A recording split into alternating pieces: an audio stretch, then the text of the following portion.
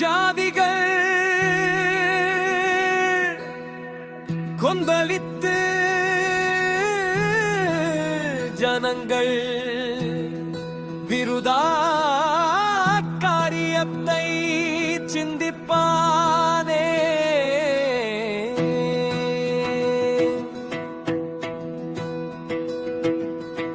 கர்த்தருக்கு விரோதமாகவும் அவர் அபிஷேகம் பண்ணினவருக்கு விரோதமாகவும் பூமியின் ராஜாக்கள் எழும்பி நின்று அதிகாரிகள் ஏகமாய் ஆலோசனை பண்ணி அவர்கள் கட்டுகளை அறுத்து அவர்கள் கயிறுகளை நம்மை விட்டு எரிந்து போடுவோம். குனிகிறார்கள் பரலோகத்தில் வீற்றிருக்கிறவர் நகைப்பாராண்டவர் அவர்களை இகழ்வார். அப்பொழுது அவர் தமது கோபத்திலே அவர்களோடே பேசி தமது உக்கிரத்திலே அவர்களை கலங்க பண்ணுவார்.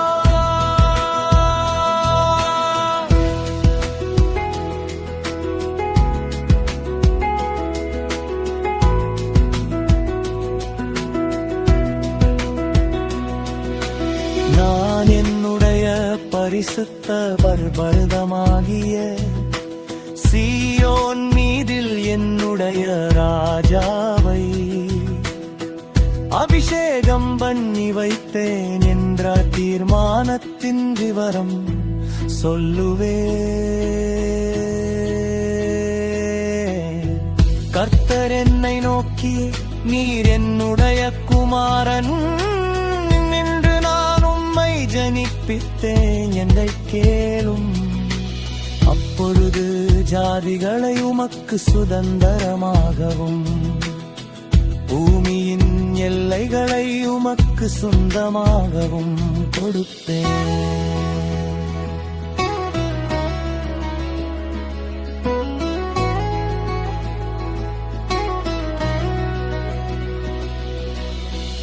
இரும்பு கோலால் அவர்களை நொறுக்கி குயக்கலத்தை போல் அவர்களை உடைத்து போடுவீர் என்று சொன்னார். இப்போதும் ராஜாக்களே உணர்வடையுங்கள், பூமியின் நியாயாதிபதிகளே எச்சரிக்கையாயிருங்கள், பயத்துடனே கர்த்தரை செறியுங்கள், நடுக்கத்துடனே கழுகூருங்கள், குமாரன் கோபம் கொள்ளாமலும் நீங்கள் வழியிலே அழியாமலும் இருக்கும்படிக்கு அவரை முத்தஞ்செய்யுங்கள். கொஞ்ச காலத்திலே அவருடைய கோபம் பற்றி எரியும்.